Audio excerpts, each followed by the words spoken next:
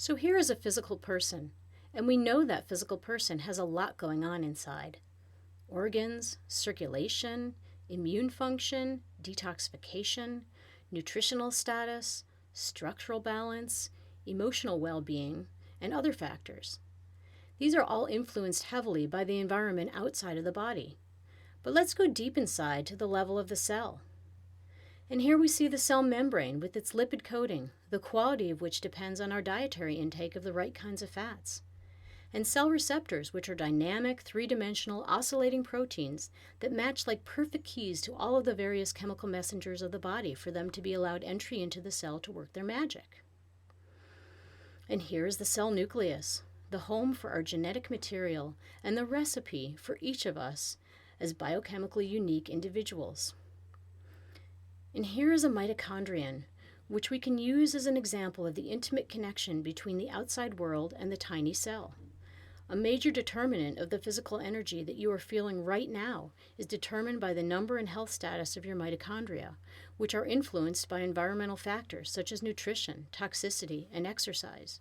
So the microcosm is influenced by the macrocosm, and vice versa. And now we zoom out to the whole person again, body, mind, and spirit, and we consider the various social factors necessary for total health: satisfying interpersonal relationships, friends and family, love, exercise, a connection to something larger than oneself, spending time in nature, and access to education. These, in turn, are influenced by our communities and their associated services, such as parks, healthcare facilities, culture, libraries, healthy and affordable housing, fair livable wages, access to healthy food and clean water, freedom from discrimination, a sense of purpose or employment, personal safety, and a sense of agency or a meaningful voice, all within the context of a fair and functional community infrastructure. At the planetary level, we know that all of the factors that determine planetary health determine personal health and community health as well.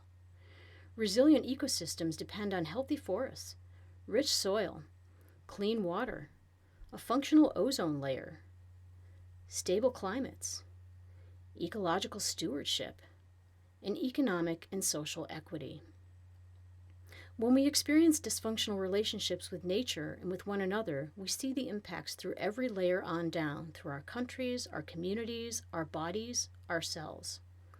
We're experiencing these now in forms we recognize as toxic contamination, deforestation, soil depletion, ozone depletion, global hunger, climate change, and war. Some bear the direct burden more than others, but the impacts reverberate throughout the planet, affecting the health of all. All of these various levels of existence are intricately and holographically connected to each other, from the tiny to the huge. If our cells are unhealthy, our planet is unhealthy, and if our planet is unhealthy, our communities are unhealthy. We are individuals on a planet which is but a tiny speck hurtling through the cosmos. Humility and reverence are an important acknowledgement of what little we know. A core principle of integrative holistic medicine is that love is life's most powerful healer. When we connect to this reverence and allow ourselves to love everyone, we can then begin to align relationships and provide health and healing at all levels.